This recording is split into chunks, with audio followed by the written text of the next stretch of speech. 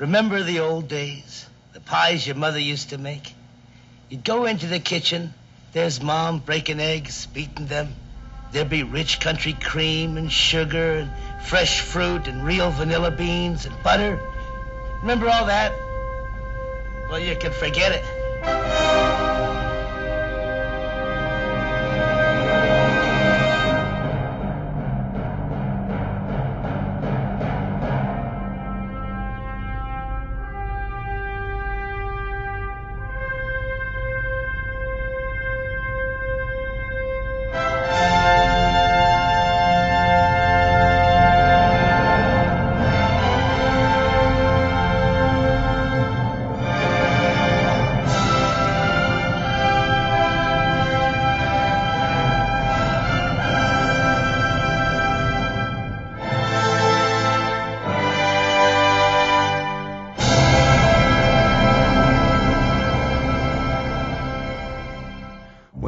Through the supermarket, we're bombarded with choices.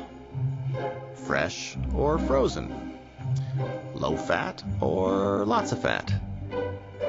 Cool Ranch or nacho cheese. With so much variety, we assume that some of it's healthy, some of it's junk, and at least we have a choice. But do we? Is picking the best from a pile of flavorless tomatoes really a choice? Or were key choices about what we eat made for us long before we walked into the store? The industrial food system is not doing what a food system needs to do, which is not just produce lots of food, but to keep a population healthy. The industrial food system is making us very sick in many, many different ways. There is the obesity epidemic. There is diabetes. 4 out of 10 leading killers in this country are food-related chronic diseases. I'm really worried about what's going to happen in this country if we don't sort of wake up and understand the consequences of every decision that we make about everything that we eat every day. There's a big problem with food in our country today. Large commodity producers and large agribusinesses have hijacked and taken over the farm subsidy programs, and it's resulting in production of food types that aren't healthy for us Americans. Our government food policy promotes eating junk food. It really does. The rewards go to the people who make junk foods. So in a sense, our current food system promotes obesity. One of the most remarkable things, I think, about this rise of industrial food in the second half of the 20th century is that it's been underwritten by taxpayer dollars. If you listen to debates, there's never anything about the food system. It takes people like us, the sustainable food people, to bring up that stuff. And when we go and we get involved in the policy piece of the Farm Bill, it's like we're going up against Goliath, and we really lose almost every time. American food policy, starting really in the teens and into 20s, was to supply people with the most amount of food at the lowest price. And that's not something to be sneered at. These days, when everybody has plenty, it's hard to remember when the South was the pellagra belt and when people really did not have enough food to eat. It's hard to believe it now, but there was a time when many Americans were starving. In the Great Depression, farmers were producing plenty of food, but no one could afford to buy it. So farmers started going out of business. Under the Farm Bill, Uncle Sam paid farmers not to grow so many crops. By keeping supply down, the bill kept prices steady for the farmers. But after World War II, things began to change. New farming chemicals led to bigger harvests, and new petroleum-fueled machines were created to keep up with the surge. Starvation was history, but the explosion of food into the marketplace overwhelmed the government's ability to manage supply and demand. In the 1970s, Secretary of Agriculture Earl Butz had a different idea. In a complete 180, the government abandoned small farmers in favor of large mega farms that could churn out as much food as possible. All we had to do was find someone to eat this avalanche of cheap, low-quality food. In just 2 generations, a nation racked by hunger ate its way into obesity, diabetes, and all sorts of other problems. And now the health of Americans is just, well, depressing. It's quite an accomplishment that we've managed to make ourselves so fat so fast in this country. There are a lot of reasons for it, but one central reason is we got really good at producing huge quantities of cheap food. We thought we had to industrialize everything, including how to grow vegetables, farm tomatoes, or grow and raise cattle. And all of a sudden, we found out there's no taste. You taste it, everything tastes like nothing. We're designed to eat healthy, good, flavorful, delicious food. That's why we have taste buds.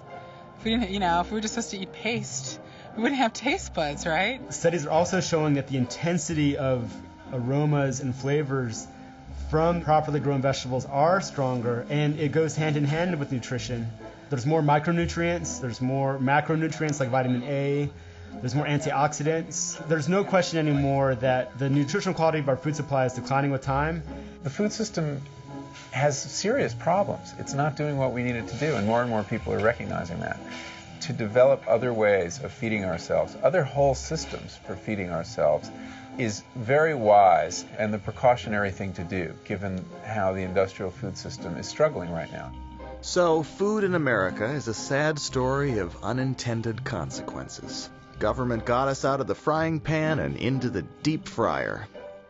Now our grocery stores are packed with a bunch of junk. Luckily for us, there were a few passionate people who remembered what good, healthy food was supposed to taste like.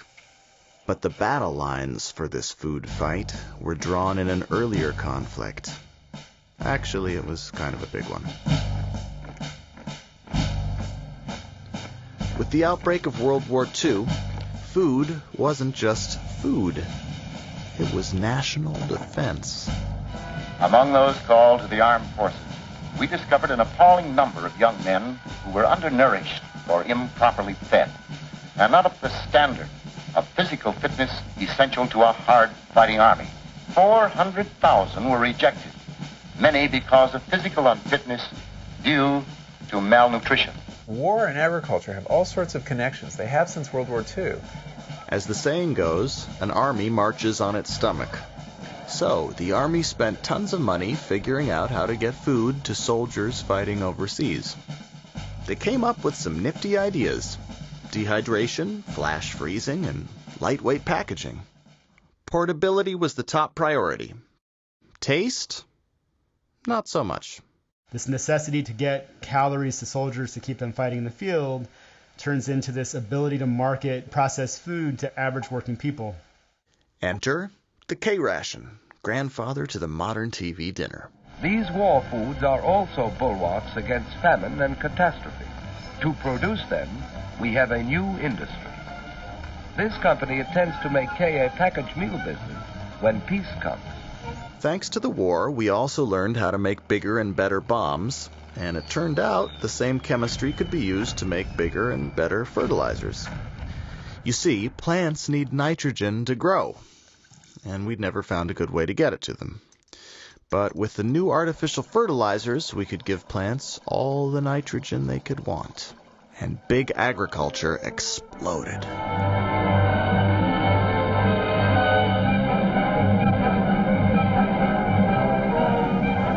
There was one other giant industry feeding the agriculture boom. As it has in the past, America's oil industry will continue to supply power for the farmer to accomplish a job that's now worldwide in scope. The industrialization of food in America wouldn't have been possible without the big oil companies. And the petroleum industry quickly became one of the current system's biggest beneficiaries. The way we farm now, petroleum is in just about everything. And we're not just talking about fuel for the tractors. More and better insecticides, weed killers, fertilizers, better lubricants to protect machinery against the wear and tear of friction, and continually better fuels. New, bigger equipment guzzled even more gas, and soon farm productivity reached an all-time high. Our farmers are producing about 6,000 calories per person per day. You should only be eating about 2,000 calories per person per day. So you have a situation of oversupply of food coming off of the farm. When you've got huge quantities of cheap food, the food industry will figure out how to make people eat them. Children often need between-meal snacks for an adequate diet. Snacks like Hostess Twinkies. They help your child go and grow. Processed foods came in for a couple of reasons. One was there were all these commodities and you had to do something with them, and this was a way to take cheap commodities and turn them into cheap foods. The other was changes in social patterns so that women went into the workforce, and there was a tremendous demand for convenience. And so food companies said, you want convenience? We can do that. And off they went. Frozen food magic. Mrs. Henry, the magician. And here's your prepared dinner. In the 50s, Americans got a taste of the future. Suddenly, the kitchen was packed with newfangled gizmos that promised to make cooking as easy as pushing a button. Somewhere between science and marketing, everything seemed possible. It was a prepackaged, atomic-powered space age, and we loved it. This industry rose up that was very, very good at creating what would become convenience food, and it was presented to the housewife as it was like having a maid. Here is maid service. Maid service on a grand scale for America's millions of salad bowls. Meet some of the cooks you hire when you buy convenience foods. These women are checking fresh potatoes before making them into instant mashed. The cooking was, of course, being done off, like in factories away from you, but you could go and get some ready whipped cream. So instead of having your maid do it, it was done in a factory. Announcing a definite improvement on whipped cream. Cool Whip non-dairy topping. A lot of the emphasis was on convenience, making things easy to prepare. And what got sacrificed in many cases was taste, flavor. Stop! You don't have to peel onions or mess with garlic. Taste Tap push-button foods are here. Push-button flavor was the greatest idea since sliced bread. So what if it tasted nothing like the real thing? We were told that cooking was drudgery. We didn't want to do that. We want to get fast food that's all prepared over there. But in fact, for me, it's so incredibly relaxing. It's like you're opening up all of your senses. Your nose, your eyes, your ears, your hands. You're just in this food. In American culture in the second half of the 20th century, a lot of the simple pleasures of life were getting sort of traded away for convenience. Americans didn't know what peas tasted like, or corn tasted like, or chicken tasted like, or eggs tasted like, because they'd had all these things that had sat around in a warehouse or been frozen and thawed and so on and so forth. Things came out of the freezer. They were in a convenient package. They were coming in portions, and it looked like food, and it had many aspects of food, but it didn't really have very much flavor. Nothing had a singing taste. Nothing made you feel as if you were part of the carrot, or the carrot was part of you. Today's parade of improved crops is sometimes taken for granted. Plant research has bred into them special qualities for fresh use, freezing, and canning. There's a great big difference between the green beans that we ate yesterday compared to the green beans that we ate in the 1900s. Fruits and vegetables are often completely processed, canned, labeled, and crated, ready to ship within a few hours after they have been picked in the fields. The quality of our food is measured by how it'll ship rather than how it tastes. Food on the move, crisscrossing the country.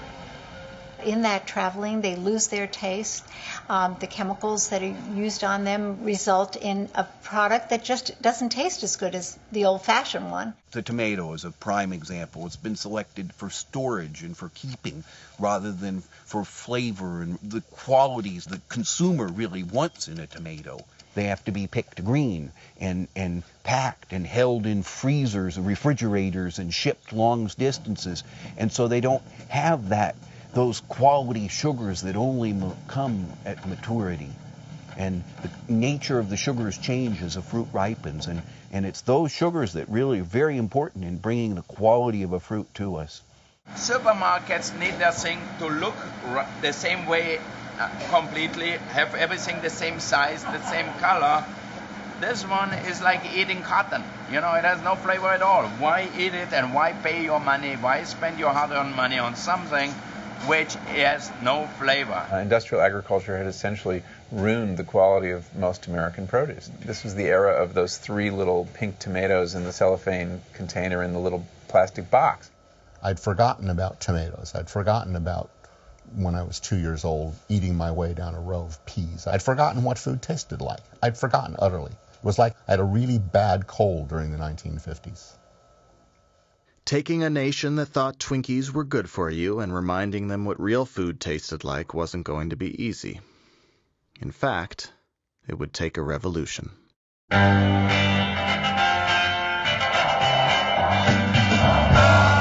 conformist 50s were overrun by the rebellious 60s, and a new counterculture was born. The epicenter of this cultural earthquake was Berkeley, California, where people were pissed off, loud, and hungry for change.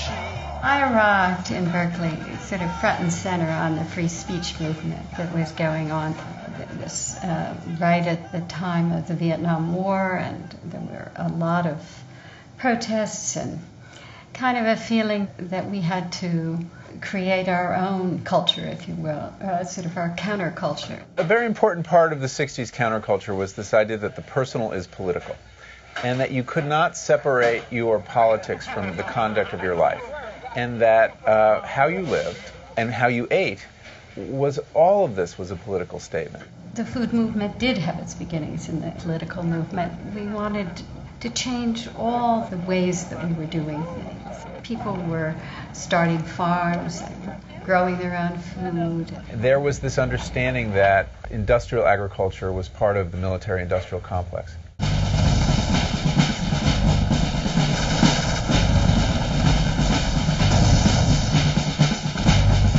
There were direct intersections in the 60s between corporations that were profiting from the war in Vietnam and corporations that were profiting from the industrialization of farming and the poisoning of America's farm fields. The war machine was very much implicated in agriculture in America.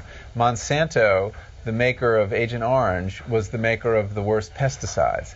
Dow Chemical was a major producer of agrochemicals and also was a major producer of war chemicals, stuff like napalm, etc.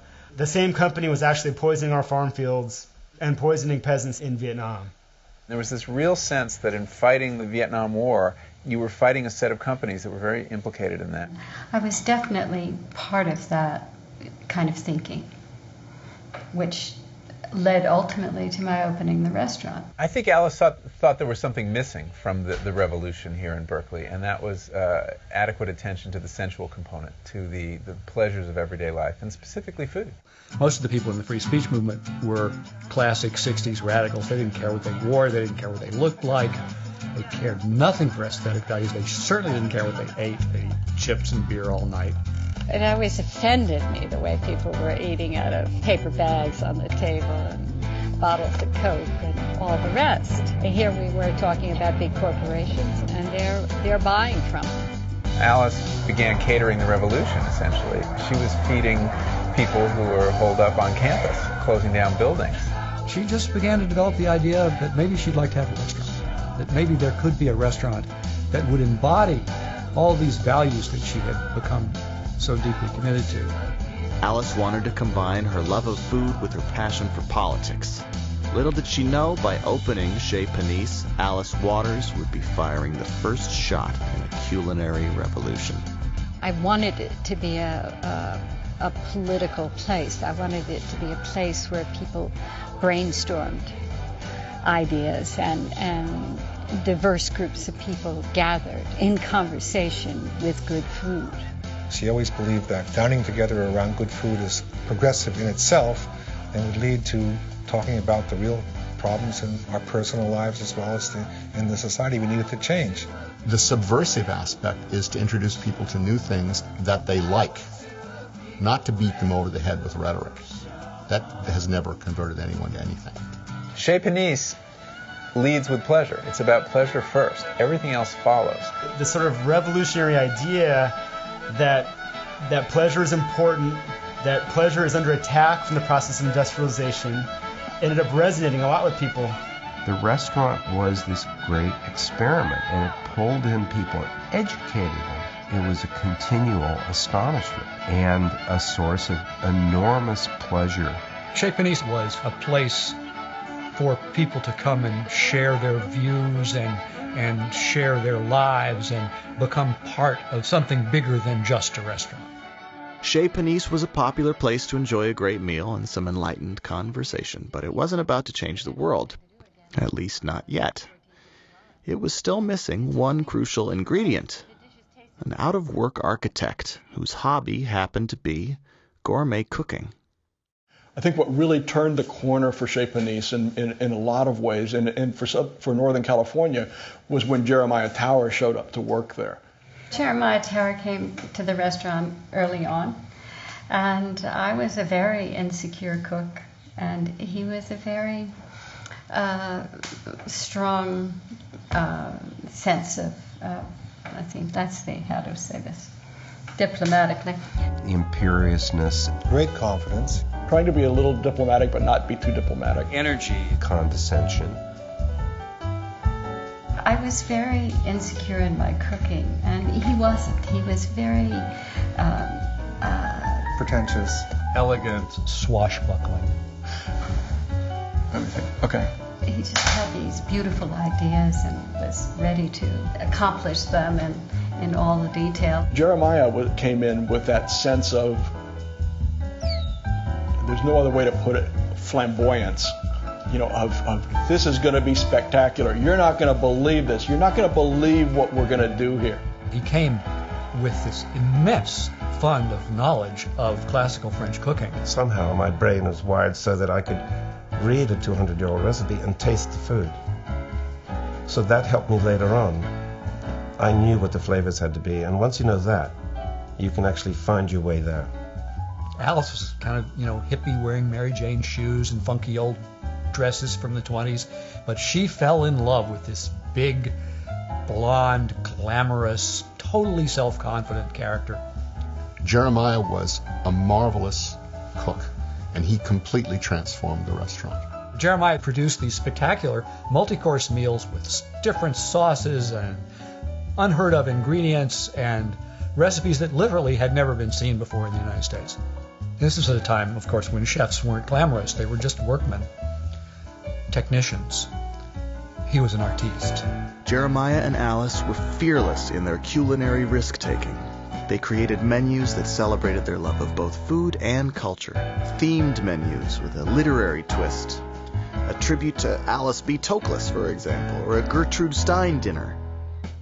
Who knows what goes into a 4-course evening of Salvador Dali, but no doubt, dessert was surreal. Most of the time it was excellent. Every now and then it was inedible. There was an episode with eel that did not work at all. In 1976, Jeremiah's experimentation culminated in a groundbreaking meal he called the California Regional Dinner. The politically aware diners of Berkeley ate it up. They were amazed to learn that exotic ingredients didn't have to come all the way from Europe. They could be found right in their own backyards. That dinner was quite famous. I impressed myself with that, I must say. We gathered all of the ingredients from Northern California, nearby, and sort of named them. Tamales Bay oysters and Garrapata trout from Big Sur. Everything was local. And it was remarkably prescient. That became really important to the whole philosophy of the restaurant, that we identified where those foodstuffs came from. This meal, paired with the revolutionary spirit of Chez Panisse, launched local food onto the national stage. It was the dawn of a new era, and it was delicious. After the regional dinner, everyone went, wow, we are in a wonderful region called California. Why don't we just relax and be Californians and cook, be Americans? Maybe American food can be great again. Jeremiah Tower's breakthrough had been a victory for delicious local food everywhere. Meanwhile, across the country in Washington, D.C., plans were being cooked up to industrialize food on a massive scale. The budding local food movement was in danger of being inadvertently stomped out by, of all things, the U.S. Department of Agriculture.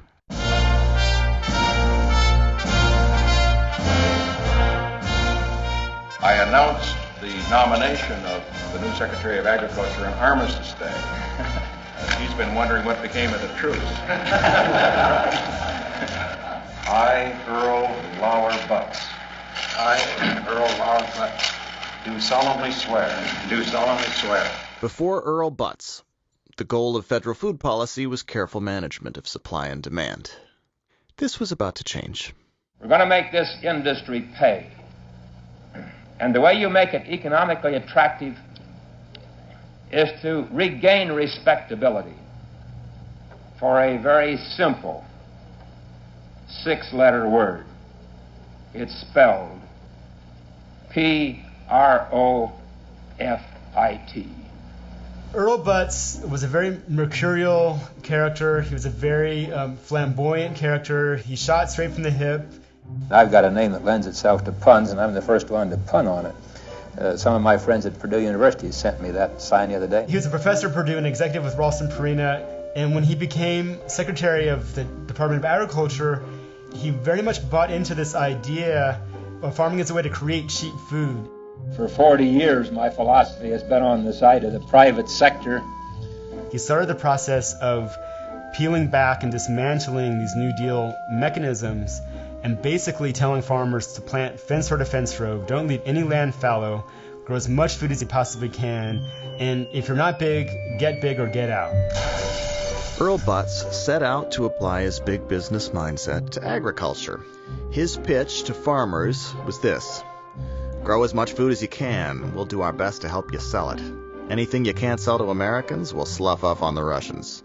Don't you worry about your pocketbook. If prices fall, we've got your back. Instead of supporting farmers for not growing food, farmers were encouraged to grow more food, and they did so with enormous efficiency. It sounds like a great idea. Capitalism at work. Everybody wins. Right? The real beneficiary of the subsidy system is not farmers, because they were struggling in this industry where they are the low-cost producer. The real beneficiary were the buyers of the grain, the buyers of the corn and the wheat and the soy, that could buy the product at a very cheap price and then process it into something and sell it at a higher price. We're talking about companies like Archer Daniels Midland. We're talking about Cargill, which process the corn and soy into all these products that end up on the supermarket shelf. Cheese? No, not real cheese. A delicious imitation of cheese. It has less than 20% of the milk fat of cheese. The rest has been replaced by golden corn oil. What the Farm Bill does is to subsidize commodity ingredients. Commodity ingredients get turned into very highly profitable processed foods. High fructose corn sweeteners to replace imported sugar in soft drinks and countless other foods. Nutritionally complete food blends for feeding hungry people throughout the world. Corn gets turned into corn sweeteners. Soybeans get turned into soy oil, which turn up in a lot of cheap food products. And these food products are cheaper on a per calorie basis than are fruits and vegetables, which are considered by the Department of Agriculture to be specialty crops and not worthy of the kind of attention that corn, soybeans, cotton, and wheat get. So in a sense, our current food system promotes obesity. Pioneering new foods to meet today's and tomorrow's nutritional challenges. That is how ADM uses America's abundance to meet the world's needs. The whole process ends up being shot through with cheap corn. It's the oil that they fried the McNugget in, it's the feed that fed the chicken, it's the breading on the McNugget. And so basically nutrition ends up narrowing down to this seemingly endless variety of products that are really basically iterations of cheap corn and soy. Government subsidies go to pay for exactly the ingredients that end up in the profitable junk foods that end up adding calories to people's diets that they don't really need, when what you really want people to be eating is fruits, vegetables, whole grains, meat and dairy products, and all those foods that are on the periphery of the supermarket. Next time you hit the supermarket, you can check it out for yourself. Around the periphery is the good stuff: produce, meats, dairy, but to get to any of it, we have to walk through rows and rows of processed junk. That isn't a coincidence. There's a definite link between the policies that Earl Butz promoted, which meant greater farm consolidation, the integration of agriculture, and the type of food production system that we have today. It's led to a farm subsidy program going to the largest commodity producers at the expense of everyone else, and a food system that isn't healthy for us Americans. And this entire system is based on producing a whole ton of food that's making us sick. If you look at the cost of food as a percentage of income over time in the United States, in the past 30 years, you get a steadily downward graph. And that is sort of the triumph of industrial food, and that's the triumph of Earl Butz. He can point to that chart and say, look, what I did worked. But if you take the same chart and you look at the per capita expenditures on healthcare over time, over the same period, it's going in the opposite direction. And so what we're doing as a society is we're spending money that we used to spend on good, quality, healthy food, and we're spending it on healthcare, on treating the consequences of this cheap food system that we've created. So Earl Butz's triumph ends up being extremely expensive, costly, damaging, hurtful of human beings.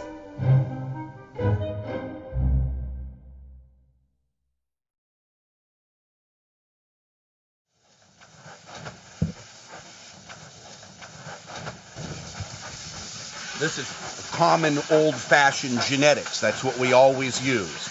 This is Danvers 126 carrot, which has been around for 100 years. A standard old carrot, very fine grained, very firm. Is that carrot organic, or is it just happy to see me? Bob Kennard has been growing incredible crops for years, but in 1975, a farmer like him had no way to distribute them. I started in farming at a peak of the industrialized, ship it in from every place, don't grow it locally, kind of agricultural foundation. And the only thing locally was grown was the local family garden, and I wanted to grow a big local family garden so I could feed many of my neighbors. And yet there wasn't a means to be able to do this. In a market flooded with commodity crops, would anyone still care about a few good vegetables? When I opened the restaurant, I wasn't looking for the organic local farmer or rancher. I was simply looking for taste. And in the process of looking for taste, I found those people. What Chez Panisse stands for today, the seasonality, the simplicity, the total focus on ingredients, the focus on pure food without pesticides, herbicides, or other pollutants anywhere, or moral pollutants for that matter, in its history. That was all to come from Alice. She just simply said, I'm not going to settle for ingredients that don't taste good. Who would ever have guessed that the taste of vegetables would turn out to be the start of a revolution? She wasn't a missionary for organic agriculture. She was a missionary for really high-quality produce. And as it turns out, the way you get high-quality produce is growing it organically. What gives taste is the soil. This is the part that everyone's been forgetting about. Oh, it's a wonderful smell. As a matter of fact, would you like to smell something? When you pick up a handful of soil in an organic farm, you're picking up essentially a living organism. There's all sorts of microorganisms and bacteria that not only fix nitrogen into the soil, but efficiently transmit that nitrogen into plants and other micronutrients that get leached out in industrial agriculture. Biology and minerals in a symbiosis create taste, because they're really what are making the flavors. They're making the acids, they're making the esters, they're making all this stuff. We have no idea how to do that as precisely as this earth can do it without a thought. A plant that's well grown has its complete nutritional integrity, so it gets to form and function all of its metabolic systems. As it becomes physically complete and internally devoid of hunger, you get refinement in textures and aromas and geometries and flavors. What's important here is not how the fertilizers don't do things, but how the biology really does. So when the biology's gone, all you're left with is this sort of soluble liquid that it's like an IV for the plant. Once your life is done, you're stuck on an IV for the last remaining potential till you can be cut down and eaten. It's the vegetable world. It's not a little quick-grown, pale yellow, a uniform selected thing. It's, I don't know what kind of resolution you can get on that if you can see right through that guy, but you'll see the solidness. If you look at it in a 10-power magnification even, you'd see the solidness and the fine grainedness of it, and each cell is filled with its protoplasm. That's the goal. To build Chez Panisse, Alice had to build a whole food chain, and I don't think she meant to do that. I don't think that was her idea. She wanted to serve really good food, but she couldn't find that produce. 85% of cooking is finding the ingredients. In the early days of Chez Panisse, they would canvass the Berkeley neighborhoods looking for fruit, looking for lettuces, doing all of these different kinds of things. The chefs at Chez Panisse suddenly had lightning in a bottle. By serving up food that came straight from the local farmer, they gave their customers what they wanted to eat instead of what the government wanted to sell. This is kind of the philosophy of the restaurant, to buy food that's in season. 2 carrots, 3 fennels, 3 leeks, 3 chervil. Serve it simply. 6 endive, 3 escarole, 2 radicchio. And also to buy food that's locally available. Savory, sorrel, thyme, and I'll add manzanita wood to that. Inspired to obtain only the freshest ingredients, Chez Panisse rejected the entire concept of industrialized food. It might have started with the search for some fresh radicchio, but soon everything the restaurant served was local. They hadn't just improved the menu, they'd set a whole new food economy in motion. We built a network of suppliers that were directly connected to the restaurant. So we gave them the money, and they brought us the produce and the meat. And this created an economy that was outside of the middleman and the normal distribution system.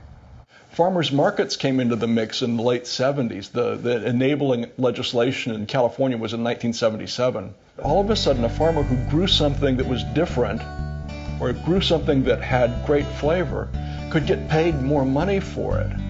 Instead of having to have a 400-acre farm to be able to make a middle-class income, if you could grow the right things on 30 acres, you could make almost as much money.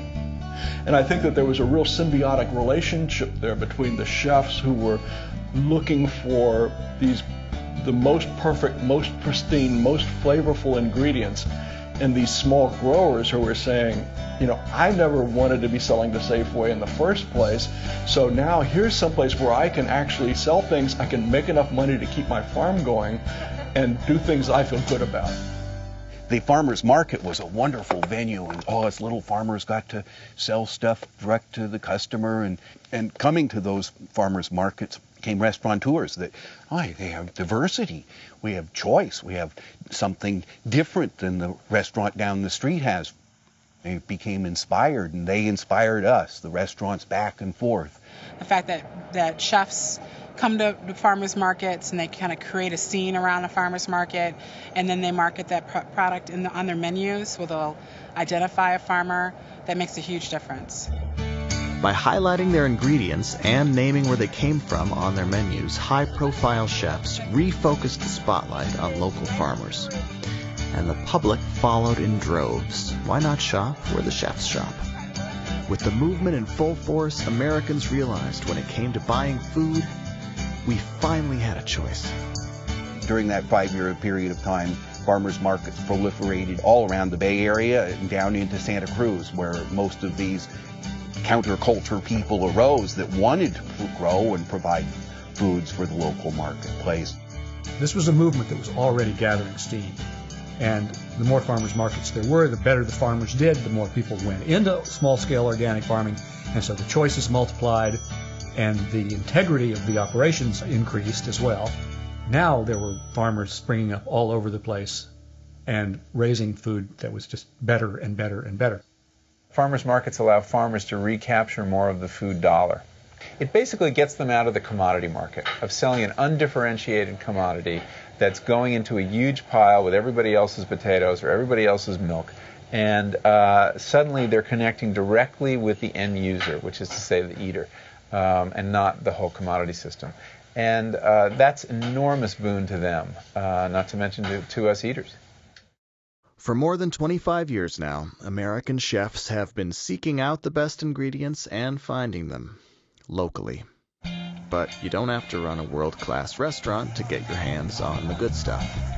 We are at the Wednesday Santa Monica Farmers Market here in beautiful Santa Monica, where we come here every week to shop for both restaurants.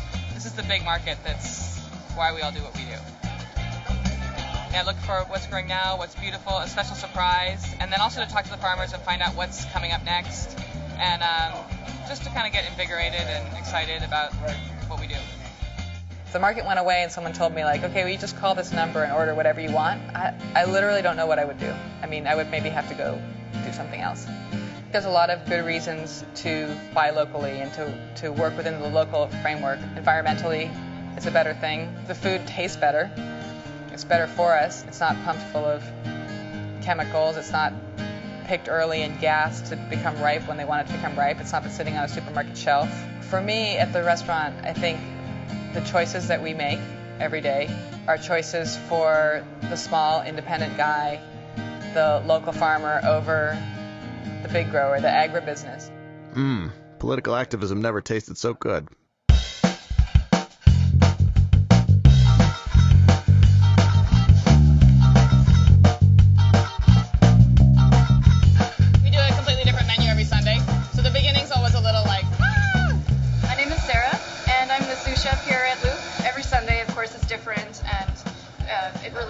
What's in the markets and what the weather's like. This is the Bloomsdale spinach that Suzanne tried at the farmer's market from Alex Weiser. It's an heirloom spinach. It doesn't have as much tannin as other varieties. It's a really sweet spinach. So I'm doing this warm spinach salad with the chicken saltimbocca. Saltimbocca is a classic Italian dish. It means jump in the mouth because it's so delicious. It just jumps in your mouth. And we're going to garnish that with the pomegranate salsa. We get our pomegranates from Peter Shaner, who grows pomegranates and the most amazing citrus in Southern California. And Suzanne's been working with him for a long time. He actually delivers all of our Wednesday market orders. We love Peter Shaner. So it'll be pomegranate seeds with diced shallot, pomegranate molasses, lemon juice, olive oil, parsley, spooned over the top.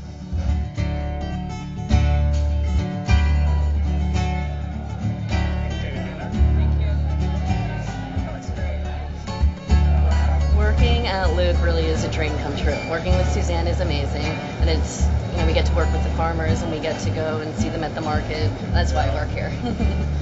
I'm Stephanie, and I'm the pastry assistant here at Luke. Right now, persimmons are really great. These are the fuyu persimmons. They're a little bit harder. These we're just going to slice up to put ice cream on, and then we have some of the haichia, which we use to make a compote. This is like one of my favorite times of the year is when the persimmons come back.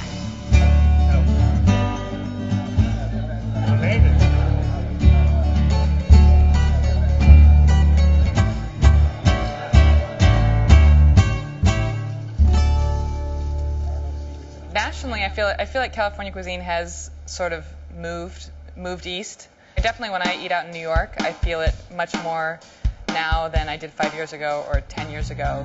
It's a regional, market-driven, seasonal approach to cooking, and I think people there are much more interested in farmers markets and finding heirloom products, local products. The heart of it has moved has spread and become its own thing. I always try and shop at a farmer's market because I like to cook. I like the fact that the food changes throughout the year. If I want one beautiful bell pepper, I can buy one. I don't have to buy a package or, I think it's, yes, say good morning. I can definitely tell when I am eating healthy and eating this sort of produce.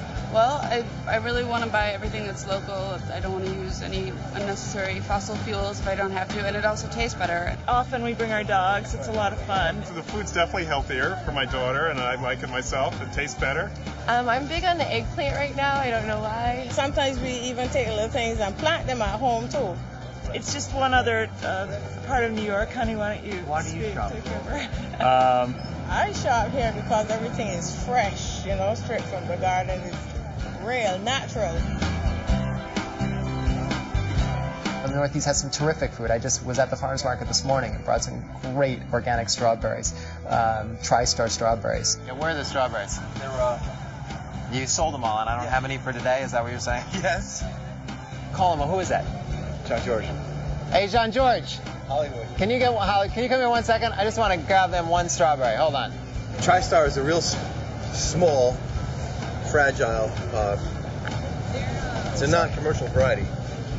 This berry found a home in New York City with the French chefs and the little old ladies that come up to me and they'll be like, this is how a strawberry is supposed to taste. I just love when they tell me that, You can support local agriculture and your immediate locality, even in the middle of the winter. It takes a little more planning, it takes a tiny bit more sacrifice, but not a lot.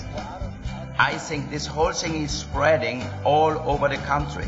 We were just in Vermont. We were shopping. We went to all the local markets in Vermont. I'm from the Midwest originally, and I live in Jackson Hole, Wyoming. I'm from Kansas City, and we go every Saturday morning to our local farmers market. It seems that each week almost there's more farmers here and more people, for one thing. I mean, I think people are really starting to pick up on the fact that it's important to pay attention to where your food comes from and what's in it.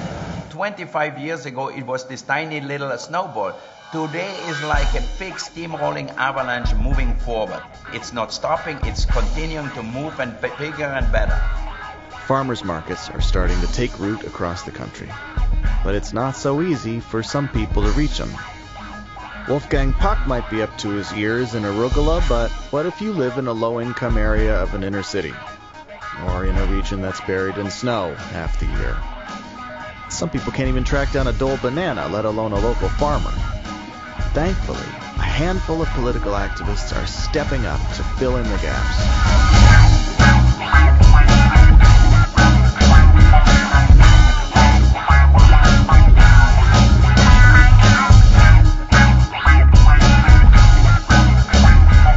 My name is Will Allen. I'm a farmer. I'm also the director of Growing Power here in Milwaukee, which is a not-for-profit organization that does work worldwide around the agricultural system. What's my favorite food?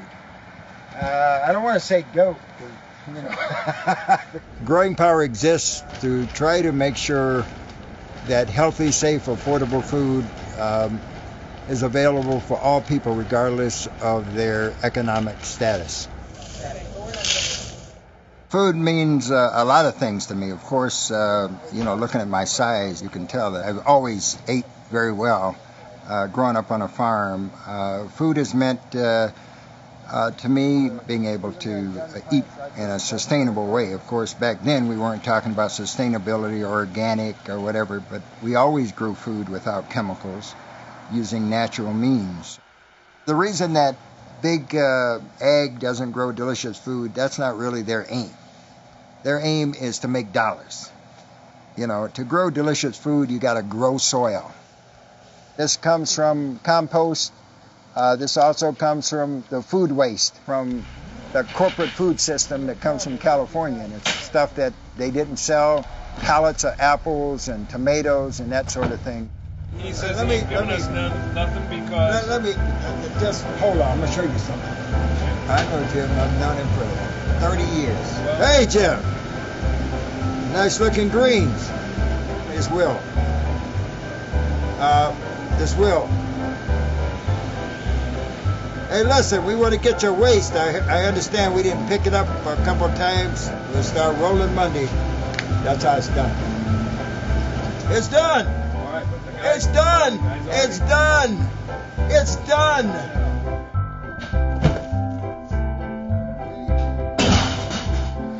In the wintertime, you can grow a variety of different cool weather crop things like beet greens, corn mash, mizuna, and we grow things specifically for chefs. If a chef calls me and says, can you grow this particular green, I'll grow it for him. I think we've missed a couple generations from where we've got totally disconnected from passing on the art of even growing food in the backyard. One of the things that I decided to do was to open up the facility to the community. It was an opportunity for me to introduce them to what does a tomato really taste like, and what does a cucumber taste like, and what does basil taste like, or salad mix. I eat these in salad. There you go. Or on a sandwich. Oh, yeah. I believe that the local, seasonal kind of, 100-mile diet, all that kind of stuff is very elite. Yeah, it's a little elitist. We have kids that have never tasted, a fresh tomato, and that's who we're trying to work with. We're not trying to get them to only eat something within a certain amount of miles. People like Will Allen and his daughter Erica are doing what the government isn't. Making sure everybody has a choice. You don't have any bananas, do you? Yes, we do, sir. But a word. Right behind you. Well, they're supposed to be right where I can reach them. Everyone deserves to have their basic human rights covered, and one of them is food, and people don't have equal access to food. Community food security is currently a missing civil right. If you go to certain areas of, say, Chicago or even Milwaukee, you won't find grocery stores.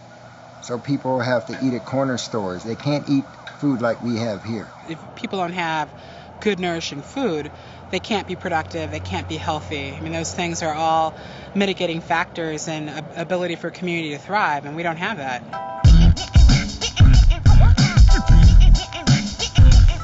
My dad would always say to me, someday you'll thank me because you'll know how to grow food, and there'll be other people who don't know how to grow food.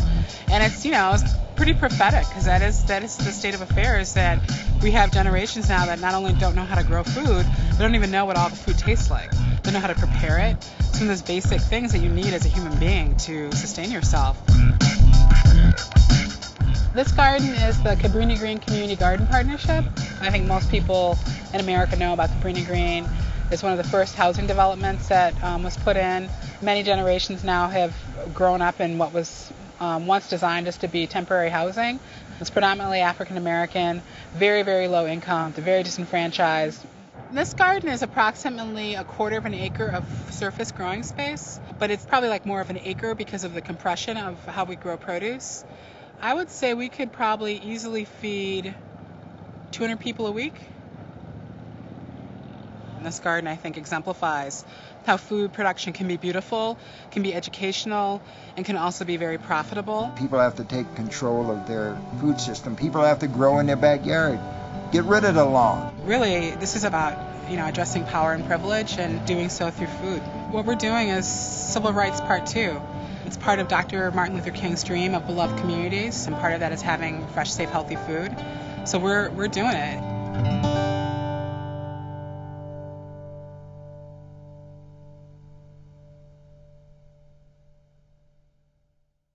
Good food should be a right and not a privilege. And I think people see it as something only for the people who can afford it. But really what we need to do is bring this good food into the public school system and make it available for every child who lives in this country. Right now, we're feeding them food that isn't good for them.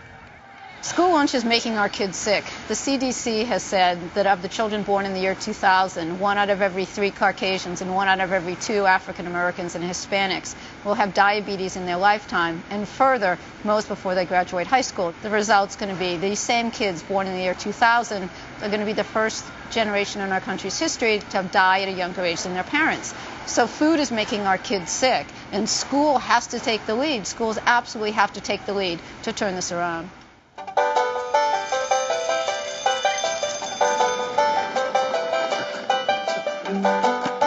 I I started the Edible Schoolyard because I was worried about the future of our kids. The goal of the Edible Schoolyard program is to get students to learn about where their food comes from and learn about sharing food as a community. Let's pick out one more.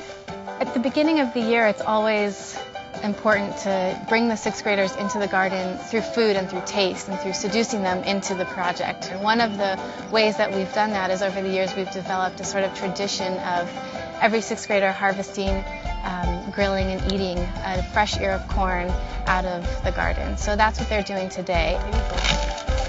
Nice. Perfect. All right. The last couple of years we've added a sort of taste comparison with corn that we've grown in the garden and corn that we've purchased at Monterey Market down the street. You're going to each taste half of the ear of corn from the garden and then half is from the market. And we're going to do a little bit of comparing of the two. The one from the garden. It's sweet. And this one tastes better. This is the one that we grew. The other one from the market, it's like tasteless. This is nasty. It's unanimous that the garden corn is better. Good. Delicious. All right. The Edible Schoolyard is important because we're teaching kids to think critically about the food choices that they're making. That when you decide what kind of food you're going to buy, you're affecting your health, but you're also affecting the environment and the community that you live in. That these choices are more than just outside, what you're doing for yourself. Sort of like toothpaste a little bit. Fine. Like how toothpaste. Here in Berkeley, we are trying to totally change the paradigm. So we have the delicious, nutritious food in the cafeterias.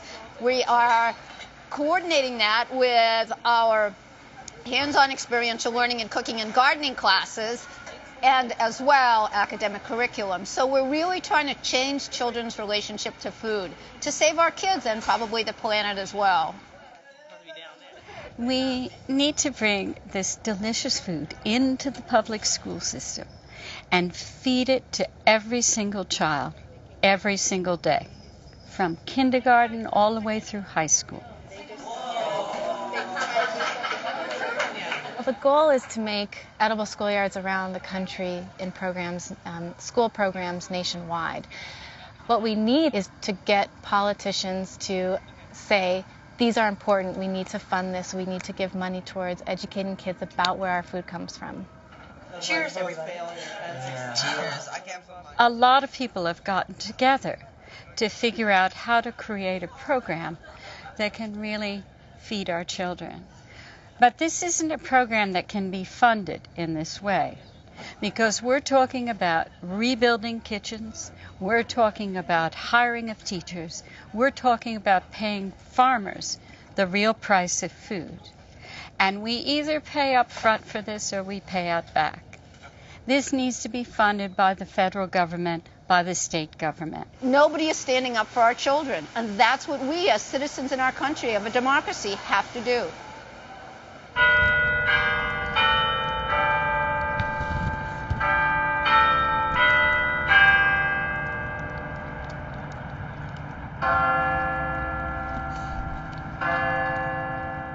I'm Representative Ron Kind. I represent the 3rd Congressional District of Western Wisconsin. I ran for Congress because I hope to make a difference in people's lives. And I decided to take a leadership role with the Farm Bill because of the implications it has for all of us throughout the country. For too long, farm policy has resulted in billions of dollars of subsidies going to a few but very large and very wealthy entities who then gobble up family farms around them, drive up land values, and make it virtually impossible for new beginning farmers to enter the business. Today, 70% of the agriculture subsidies are going to the largest and wealthiest 10% of the producers. And yet those who are producing specialty crops, for instance, the fruit and vegetables, the things we need to be consuming more of in order to battle the obesity epidemic, childhood obesity, they get nothing in the way of subsidies at all. And yet they're the majority of agriculture production here in the United States. And, the Kind-Flake Amendment was really a statement about the future of food policy and where we're going to go with this Farm Bill. Clearly, if we did the Farm Bill right this year, It could be the healthy food bill of the 21st century. What we propose in our amendment would be significant new investments in other priority areas. We have a $1.2 billion increase for specialty crops and a healthy food program to combat the obesity epidemic which is ravaging our nation. We also had provisions in there that encouraged local production, that allowed a transition program for farmers to get into organic production, the establishment of farmer markets and food to cafeteria programs for our schools. This is what happens when people aren't on the Agriculture Committee and get involved in this very complex area. I'm Congressman Colin Peterson. I'm chairman of the House Agriculture Committee. The goal of the Farm Bill is to make sure that we have the most efficient, low-cost production agriculture that we can have. I've heard that the goal is to maintain a low-cost food system for the American consumer. But I think the typical consumer realizes that our farmers need to make a decent living too. There's a lot of forces out there trying to get us to change what we're doing, and we are changing. But you can't just pull the rug out from under what we've been doing for the last 100 years. The argument's always, well, wait 5 years from now. This is too much too soon. And I've been here for a while. I've been through a couple of Farm Bill debates. Those 5 years never do arrive at your doorstep. But you also have some very powerful and entrenched special interests whose job it is to protect the status quo. The farm state politicians that have taken over the major Senate and House committees, they're on the payroll of the large farming interests in their states. And so you get this situation where we have now where there's a lot of public outcry about the Farm Bill. And people are hungry for reform, they're hungry for information about how the Farm Bill works. But at the same time, these voices are completely marginalized in Washington. When you go up against the very powerful lobby, but also agriculture committees that are the true beneficiaries of these farm subsidies, it's very difficult then to convince enough colleagues that reform can happen today rather than waiting 5 years from now. Madam Speaker, I rise today in opposition to the Kind Amendment and in opposition to any amendment trying to destroy the Farm Bill. I just want people to know what this bill actually does, and it does not do what some people have been saying. I rise in opposition to my good friend from Wisconsin's piece of legislation. It's well-meaning, but I believe it does not address the needs of my district. What do we want for our future? Vast corporate-style ag production or family farmers? Now, the Kind Amendment may be kind to someone, but it's not to American farm families. I thank the gentleman from Minnesota. I can't say enough good things about the wonderful work he's done as chairman of this committee.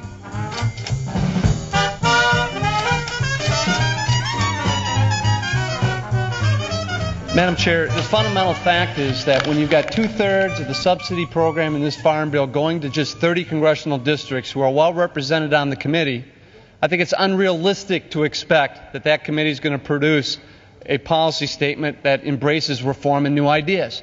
I should know. I used to serve on the committee. My district takes a hit under this reform bill. But sometimes it takes a group of well-intentioned individuals to move the cause of reform forward, and that's what we're trying to do tonight. Members will record their vote by electronic device. This is a 15-minute vote.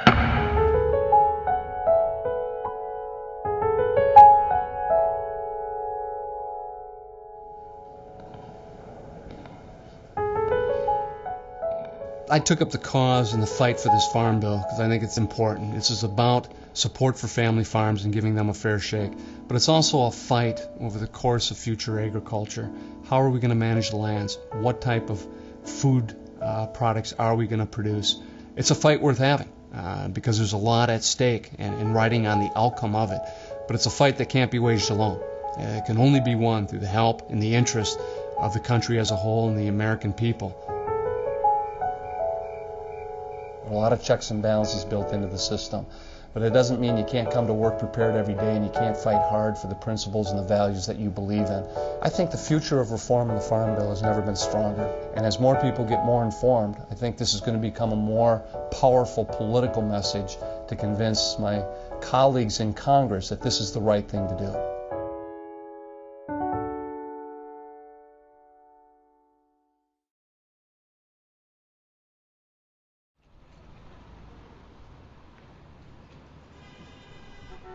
It's striking how, of all those different 60s strands, sexual liberation, environmentalism, civil rights, that food is one of the more vital ones today. I don't think the others have gone away. I think they've been folded into everyday life. And you could argue food was just a little later to achieve that kind of prominence.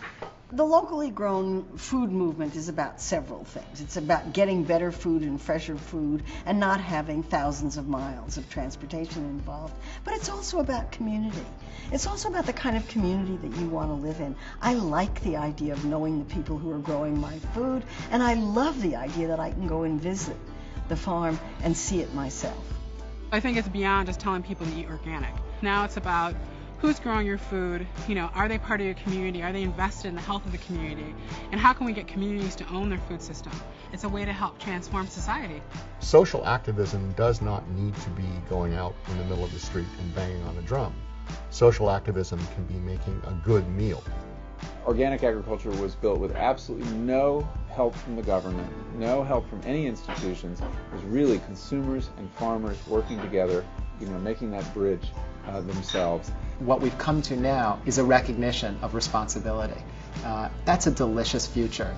Good food touches everyone. It's our common language. Everyone eats on this planet.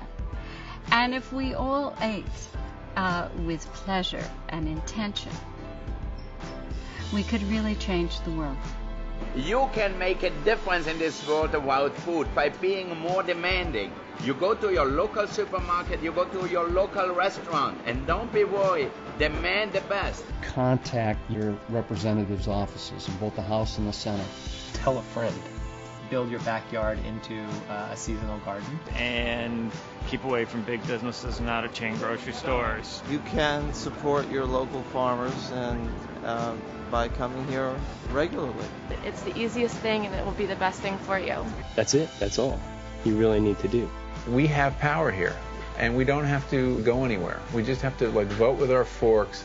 We get 3 votes a day. They don't all have to be perfect, but if one of them a day is done in consciousness with an eye toward the land, the farmer, the animal, we will have done something important. We do have choices. Not just about what we're going to have for dinner tonight, but how our country feeds itself. So what are you waiting for? Help yourself.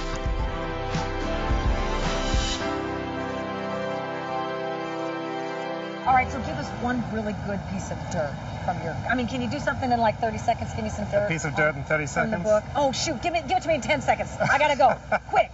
Like the time Craig Claiborne put his hand down the back of my pants? Something whoa! Like that. Whoa! Well, there you have it. There you have it. That's good.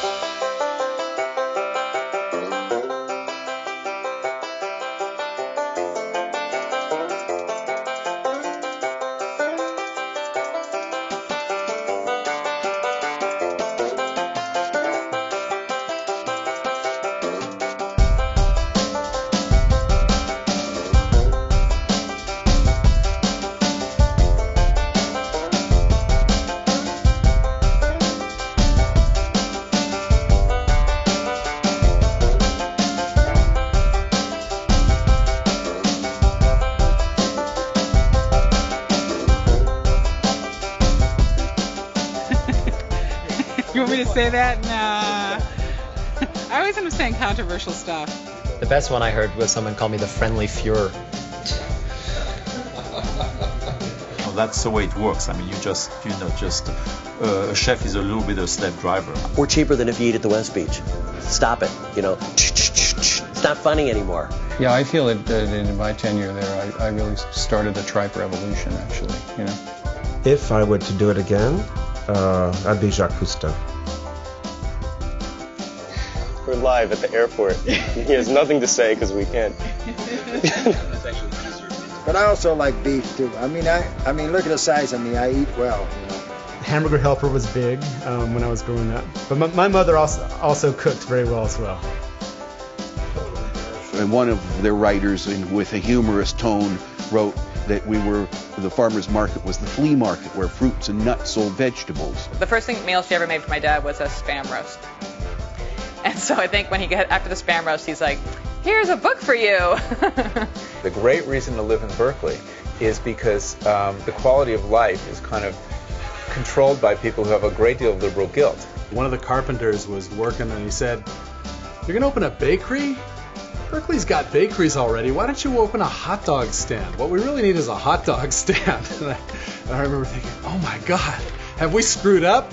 I remember it worked in 2 shifts. We would have, not the sex, the drugs. You know, when things got really going strong, then they start hitting the tank of nitrous oxide. I don't know, wild free-for-all, biggest party of all time. You can go out and get sex for $5 and 5 minutes later it's over.